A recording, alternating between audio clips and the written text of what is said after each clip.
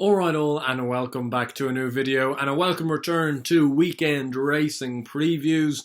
I had a little bit of a week off there after the Christmas festivities on that Cheltenham Festival anti-post video, which has gone down very well, so thank you to all that have watched it and all that have liked and commented. I've tried to get back to as many people as I can and will continue to do so, but I'm going to look back now, or look forward, sorry, to more good weekend racing. It's hard to get, I suppose, a little bit overexcited about it just at the moment in time. We've had an awful lot of national hunt fixtures get called off this week so far, including Foss-Lass, Clonmel and Musselburgh today.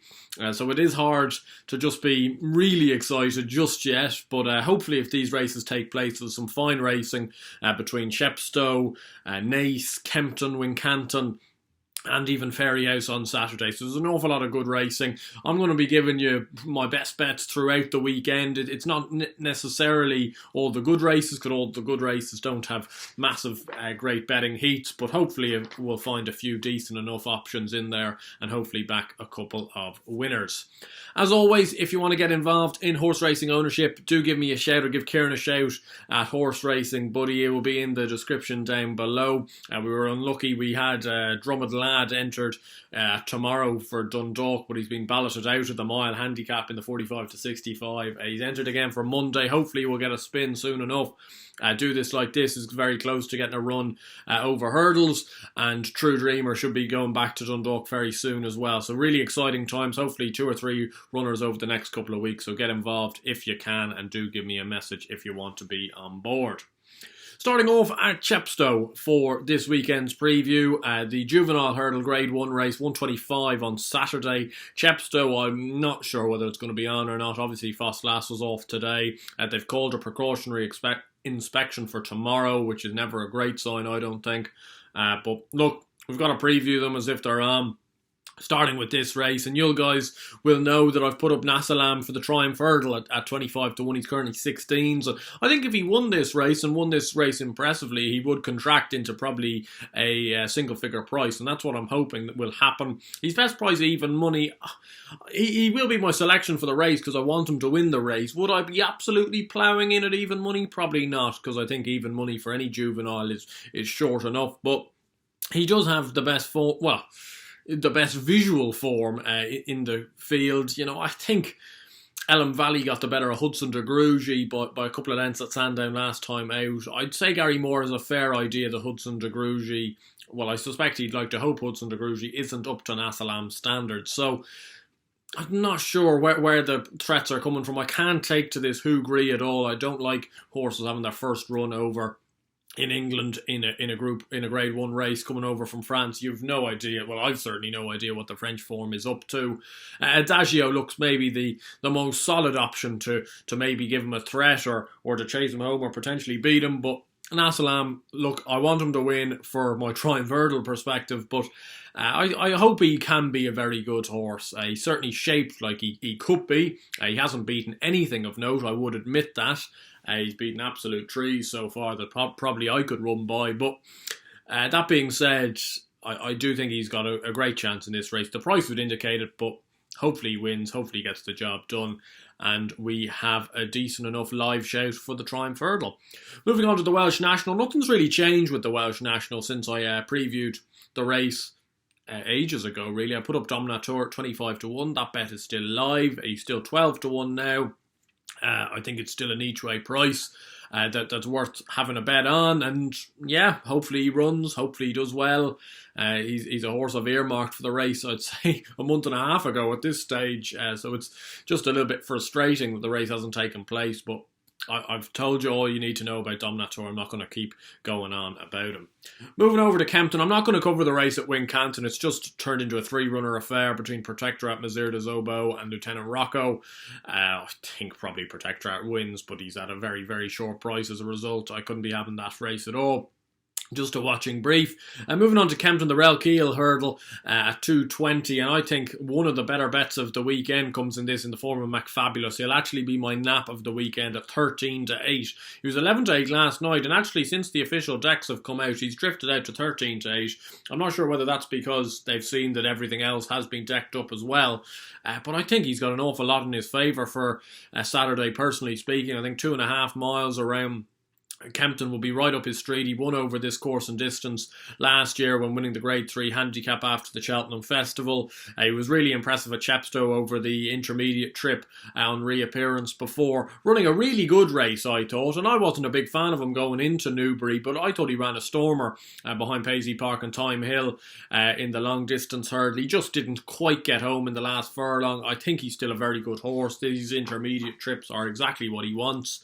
And I think 13-8 is actually a very juicy price, and he is my nap of the weekend. I just can't see anything to beat him. The 255 sees one of my favourites, Imperial Aura run. He's 4-5. Whether you want to get involved in that type of price is really up to you. He's going to be my selection for the race, but a little bit like some of the horses I put up at Christmas time.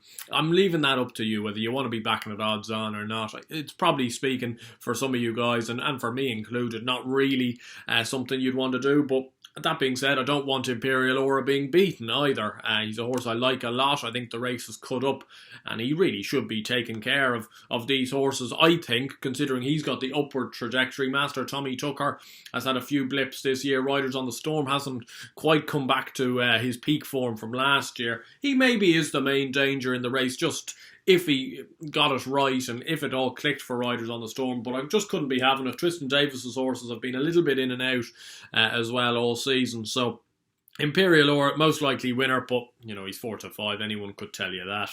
The 330, I was really disappointed to not see Besti Man make this race in the Lanzarote. I was really quite sweet on him at 14-1, but I'm going to change allegiance as a result to Hunter's Call, a horse I've backed a few times this year and gotten some decent place money, and to be honest, he probably is just an each-way play at 12-1. I think he's every chance of hitting the frame. He is vulnerable win-wise. Over 2 mile 5, he probably will get away with it just because the ground won't be too bad at Kempton, especially in comparison to other places. 2.5 miles does seem to slightly stretch him, but he travels so ominously through his races. He does need to be delivered on a doorstep, but Ollie Murphy's horses in a little bit better nick than they were when he ran at Aintree last time out, where he was a very close third behind Cateson. He was previously placed in both the Greatwood Hurdle and the Galway Hurdle, so he brings very good form to the table. Off an unchanged mark of 137, I think he's in there to run well. They won't be messing around with him. They'll be trying to do their best with him, and it wouldn't surprise me if he hit the frame again. 12-1's not a bad each-way price. Two other at Kempton, just in the handicap chases, that I think really you need to be taking close scrutiny to is Double Shuffle in the 145. I'm really quite keen on this horse. I know I put him up at a big price over Christmas at 16-1, where he filled the places behind Royal Pagaille. That was a very good run, considering he was up in the van all the way and they went off far too quick that day. So I think he was actually value for better than his 20-length defeat back in third. He's been dropped £2 as a result, back down to 140, and he's getting down to a really, really appetising mark, especially around this course and distance. James Bowen takes the ride. I think he's 8-1. It's a fair each-way price if you're asking me, considering he's got some of the best form in the book at Kempton, obviously placed in Grade 1 King George's down the years and also won a course and distance handicap chase. I think he's won 2 course and distance handicap chases, if memory serves me correctly. I think he's got an awful lot going for him here. I think there is one last race in him for this horse. I know he's an old stager, he's a veteran, and you're taking it on trust that he still retains the spark and enthusiasm, but he showed enough spark over Christmas for me to believe there's still another race to be won with him, and I suspect that's what Tom George is thinking as well, and 8-1 doesn't seem the worst price. Probably my next best of the whole weekend, actually. I'm not sure. He's got 2 entries, and I'll be backing him in whichever one he runs in. The 110 at Kempton, and he's also in the big 2.5 mile handicap chase at Wincanton, and it's a horse called Evander for Ollie Greenall. Now, if you're to base it off odds, he's going to run at Wincanton, where he's, I think, 5-2, 11-4, as for he's 10-1 at Kempton for their handicap chase. So, just one of those. I think he's a really progressive horse. He's a bold running front runner. both jumping front runner, off a mark of 132. I think he's still a bit better than a mark of 132. And whichever race, I'll be putting it in the description down below with all the selections. But whichever race he runs in, whether it's the 110 at Kempton, can't remember the time, but it will be in the description. The race at Wincanton, the 2.5 mile handicap chase, whichever one he runs in, I'll be backing him in. Hopefully Kempton, to be honest, because he'll be a bit of a bigger price. But he's got 2 entries. He's jocked up in both as well, so they're not giving anything away. It was the same last week when they had him jocked up in both races on the Saturday. So they obviously think a fair bit of him. I was really taken by his performance at Doncaster last time. Thought he was really quite impressive, and I think he should go very close in a race of that nature. Just one more from Chepstow on Saturday, just to cover all the English racing, and then we'll get on to the Irish segment. The 2:30 at Chepstow, even the maiden hurdle. I'm not sure. This horse could be a pretty short price, I believe. But one I just wanted to get up there is a horse called Easy As That for Venetia Williams and Gavin Sheehan in the Brooks Silks. I backed him actually twice last year when he won his 2 bumpers, and then was quite sweet on him. I didn't back him for his maiden hurdle defeat at Bangor by any news, but I was sweet on him. I thought he'd be a pretty good horse this year, and his jumping was less than fluent, and you'd like to hope he'd have learned an awful lot from that. That Any News went on to finish second to Make Me a Believer at the Cheltenham December meeting, and looks a pretty good horse for Neil Mulholland. In fact, he probably was a little bit unlucky not to beat Make Me a Believer, maybe got there a little shade too soon. So the form of that race is still pretty good, even though he got beaten 10 lengths. He's back in calmer waters here. A few of the high profile entries like No Risk Day Flow don't run, so I think this race is a race he should be winning. As I say, he might be a short price. It's a race that hasn't been priced up, so it is one I'm going to just wait and see. Obviously, if he's long odds on, I do apologise, but I don't think he will be. He might be around the 6-4 mark, maybe. I think he will win at Chepstow on Saturday, obviously, if the card does go ahead. And just moving on, we've got 3 selections from racing over in Ireland. There's Fairyhouse on Saturday, where I've got 1, and Naas on Sunday, where I've got 2. Starting off with the big race at Naas, the Lawlors of Naas Novices Hurdle. And a race that I've already had a bet in, and it's a bet on Ashdale Bob at 4-1 each way, William Hill. And I know a few of you will probably be scoffing in the comments section, and fair enough. I'm not a massive believer in backing too many horses at those sort of prices, but I did it with latest exhibition over Christmas at 9-2, where you're making 4/5 or 9/10 of your money back if this horse places. I'm taking it that I've taken it with William Hill anti-post as a 3-place race as well. I'd be very, very shocked if he doesn't get declared tomorrow morning. I think he's down to running the race. It wouldn't surprise me, however, if the race cut up to only 6 or 7 runners, and then you're getting 3 places on a 6 to 7 runner shot race. I just can't see him out of the first 3 at 4-1. Yes, if Bob Bollinger is as good as people want him to be and expect him to be, or maybe even Blue Lord is as good as people expect him to be, he might find 1 or 2 too good. But I just can't see him out of the first 3. He brings the most robust form lines into the race in terms of how they're working out, in terms of the wide receiver, Shadow Rider, maiden hurdle, and then beating Fakira in a grade 2 last time out by 6 lengths. I know a few people like Fakira for the Albert Bartlett, and I can certainly see the angle behind that. He brings a lot to the table. I see he's as short as 5-2, 3-1 with other bookies. That's not an each-way price whatsoever. But at the moment of time of recording, he was 4-1 with William Hill, 3 places anti-post. It wouldn't surprise me if the race was to cut up a little bit. If that's the case, you're on to a really good chance, I think, of him placing and then getting 4/5 of your money back. And if he does win, which I do believe he has a fair chance of doing so, because I just wouldn't be quite as sweet on the 2 at the top of the market as some people are. I think they're maybe a little bit, I don't want to say vulnerable. I just think they have to step up and show that they're as good as people believe them to be. They might well be so, especially Bob Bollinger, a horse I do like an awful lot. But he's got a very, very lofty reputation, and as a result, there's an awful lot of hype. with Bob Ollinger, and he just has to go out and show how good he is. If he goes and hacks up in this race, then you can get really excited that this is a really, really good horse. But until he actually does it, I wouldn't be ploughing in myself at 6-4. I'd be willing to let him win at that price before backing him. And I think Ashdale Bob's probably the shrewdest play in the race. As I say, not a massive... it's not a massive price each way. I hope you're understanding my reasoning behind it. I know it's probably a safety first play, but